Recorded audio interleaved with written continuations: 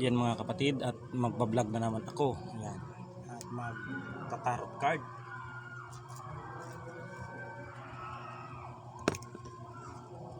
Ating topic ngayong gabi. At ang topic natin ngayong gabi mga kapatid ay paano ka tignan ng iyong mga katrabaho. Yan ang ating topic ngayon. Yan. At hinihintay ko pa yung dalawang barahan na dadating sa akin. Yan. Upang makabigay tayo ng mensahe sa ating mga followers at subscribers. Yan. Paano kayo tignan ng inyong katrabaho? Yan, sa inyong katrabaho man yan, sa office mate man ninyo, katrabaho nyo sa barangay, katrabaho nyo sa school, katrabaho nyo sa kumpanya, basta kahit anong klaseng trabaho. Paano kayo tignan ng mga taong ito na nakapaligid sa inyo ng mga katrabaho mo?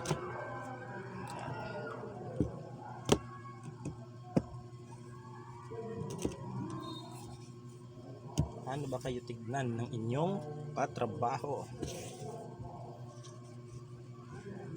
Pipili tayo ng 13. 1, 2, 3,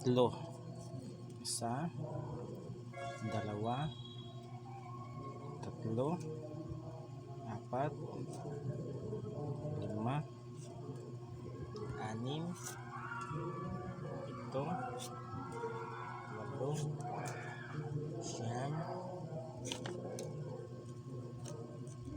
7, 8, 9,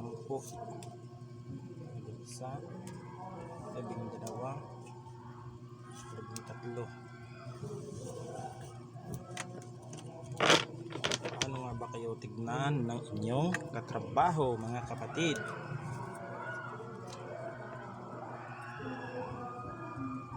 Ikaw mga kapatid ay kung paano katignan ng iyong mga katrabaho ay ikaw po mga kapatid ay stricto sa inyong mga anumang uri ng trabaho. Kung ikaw man ay teacher, yan, kung ikaw ay teacher, kung OIC ka man, yan, tsaka kung anumang uri ng trabaho na nasa inyong kumpanya, ang tingin ng mga katrabaho mo say stricto ka mga kapatid, ikaw ay masungit, yan, ikaw ay masungit, stricto, yan, at kunting pagkakamali lang ng iyong mga katrabaho ay minsan ay iinis ka o nagagalit ka mga kapatid. Dito yung iba, yan, yung ibang tingin lang ng mga tao sa inyo mga kapatid. Meron namang na mensahe ng baraha, may mga tao naman dito ng mga mababait, yan. Ikaw ay mababait, ikaw ay relihiyosong tao, yan, kung paano katignan ng iyong mga trabaho. Mabait ka naman dito mga kapatid.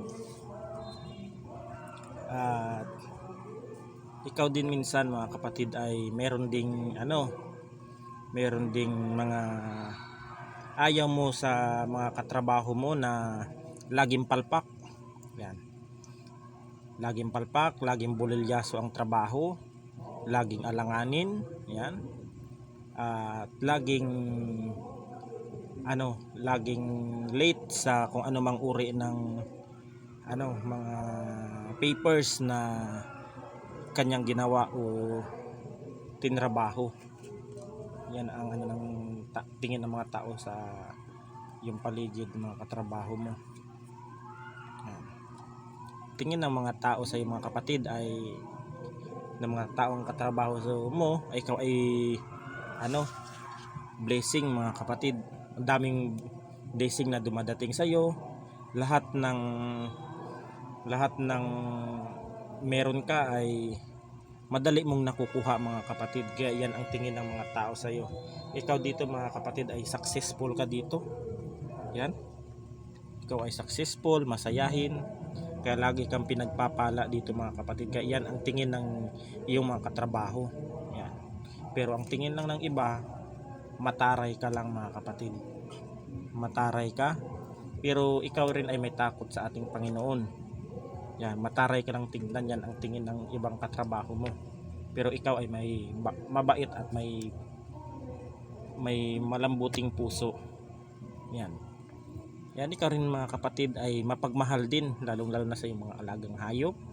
Ayan, sa iyong mga taong nasa palibot ay marunong kang magdala o marunong kang magdala ng iyong tauhan, o ikaw ay kinagigiliwan din at kinahahangaan ng mga taong nasa iyong paligid kung ikaw rin ay namumuno o namamahala sa ating bayan, sa ating lugar, sa ating barangay, ay ikaw ay kinalulugudan dito mga kapatid. Ikaw ay tinitingala at nirerespeto ng iyong kapwa mga kapatid. Ayan, ang tingin ng mga tao sa iyo. Ayan. Minsan din kasi mga kapatid ay ang tingin nila ay bad mood ka. Yan, bad mood. Minsan ay paiba-ibang iyong ugali. Yan ang tingin nila. Nagdala lang sa iyong mga problema, sa iyong mga emosyon, kung ano man ang iyong mga pinapasan o dinadalang mga problema. Kaya ang tingin nila sa iyo minsan ay ikaw ay malungkutin minsan. Yan.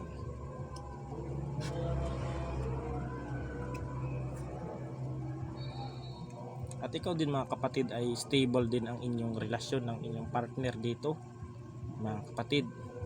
Yan ang tingin ng iyong katrabaho, ay meron kang masayang pamilya, ang maganda ang inyong pagsasama ng iyong partner o asawa man iyan. Yan,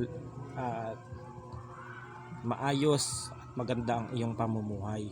Yan ang tingin ng iyong mga katrabaho. Yan mga kapatid.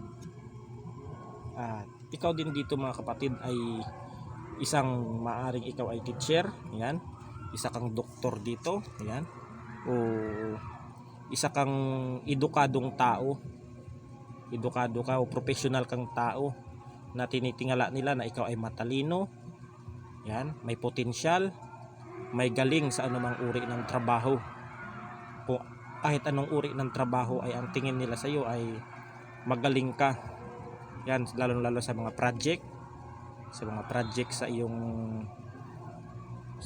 homework o kung ano man, o kung anumang klaseng mga pinagagawa ninyo, ay ikaw ay magaling dito sa lahat ng bagay mga kapatid. Yan ang tingin ng mga tao.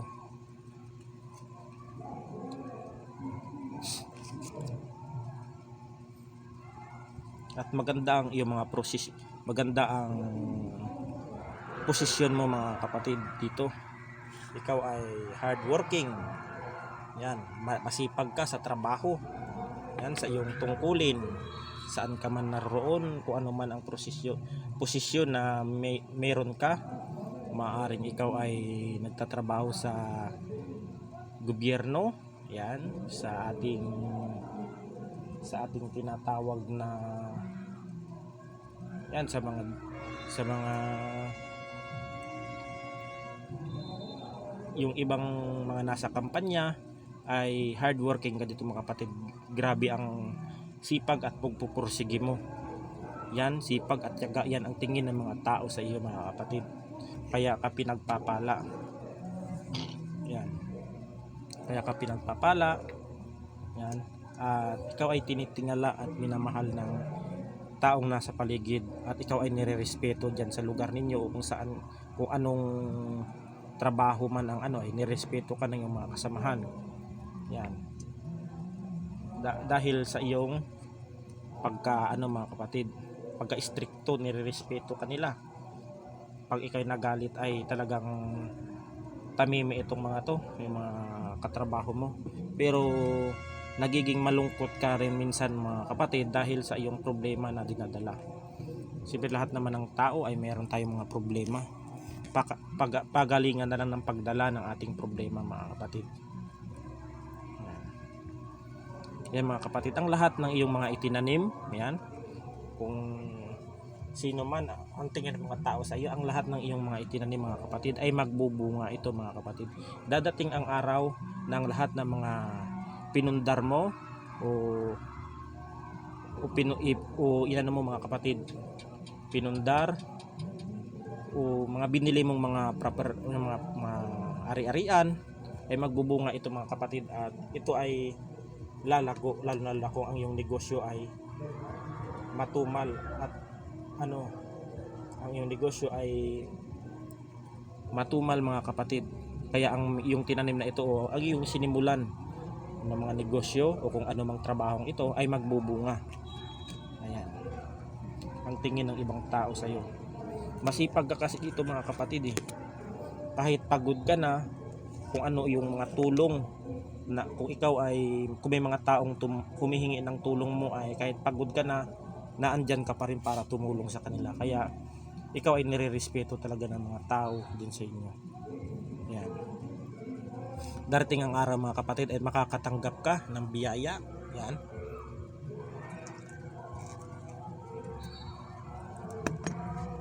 Kakatanggap ka ng biyaya o di kaya mapopromote ka sa trabaho. At ikaw ay merong tatanggapin na mga bonus. Yan. O di kaya may magbibigay ng tulong sa iyo, at ikaw ay ang tingin ng ibang tao sa iyo ay marami kang naipon, marami kang pera sa bangko. Yan, marami kang savings, marami kang naitago at marami kang naipundar na iyong mga ari-arian. Yan ang tingin ng mga katrabaho mo sa iyo mga kapatid. Ikaw dito mga kapatid ay mahilig ka mag-aral ng kung ano-ano para sa ikaunlad ng iyong buhay. Yan, at marami kang inaaral na mga bagay-bagay sa ating aklat para magkakaroon ng experience ito sa buhay, at magkakaroon ka dito ng iyong opinion kung paano mo pangangasiwaan o paano mo pangangasiwaan ang iyong trabaho, kung paano mo ito ma-handle. Yan ang mga tingin ng mga tao sa iyo. Ikaw ay hardworking. Yan. Ikaw ay matalino dito mga kapatid. Mahilig ka rin mag-aral. Yan. At ikaw din dito mga kapatid, ang tingin ng iyong mga katrabaho, ikaw ay friendship. Yan. Marami kang kaibigan. Maraming nagmamahal sa iyo. Maraming nagmamahal sa iyo, maraming naaaliw sa iyo tuwing ikaw ay nasa iyong trabaho. Yan ang tingin ng mga ka-workmate mo mga kapatid. Ayan. At dadagdag tayo na napakaganda ang iyong ang mensahe ngayon. Mga 3, dalawa na lang mga kapatid. Pipili na lang tayo.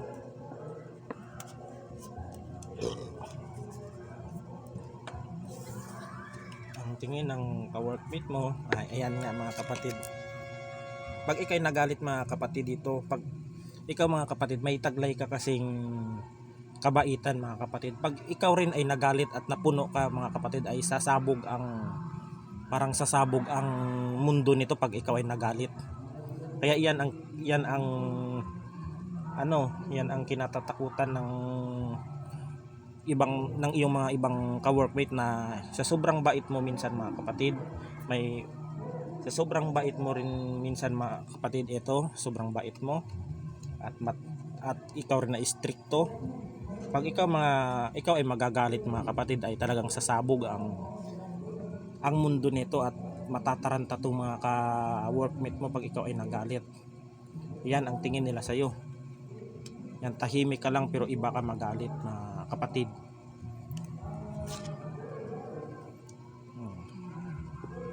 Chill ka lang. Yan. Ikaw ay simple, tahimik, mapag-obserba na ka-workmate. Yan. Kung ikaw man dito ay may may katungkulan ka sa iyong trabaho, ikaw ay dito ay professional ka talaga dito mga kapatid. Kagalang-galang ka dito. maaring ikaw ay manager dito o ikaw ay namumuno sa inyong bayan, yan, sa inyong barangay. Ikaw ay kagalang-galang dito mga kapatid. Yan. Pero may taglay kang kabaitan, pero pag ikaw ay nagalit, yung ika nga mga kapatid, pag ang mabait na galit ay humahanda sila, wag naman sanang abusuhin ng mga ang mga mababait, dahil iba yung magalit yung mga yan. Yan lang ang maano ko sa kanila. Napakaganda ng reading nito mga kapatid. Yan, at ang tingin nila sa iyo, ang tingin nila sa iyo para kang bata. Yan. Para kang bata tignan, maaring maganda ka, gwapo, yan, o kaya sexy o o macho, at maganda ang iyong personal hygiene dito mga kapatid. Ang iyong katawan ay marunong ka magdala dito. Kaya ito rin ang isang ang tinitignan ng iyong mga katrabaho mga kapatid. At yan lang ang aking ang aking mensahe ngayon kung paano kayo tignan ng inyong mga katrabaho mga kapatid. Napakaganda ng message na ito. Ayan. At yan po mga kapatid, atin natin ang inyong baraha. Ayan sila. Ayan. Hindi natin yan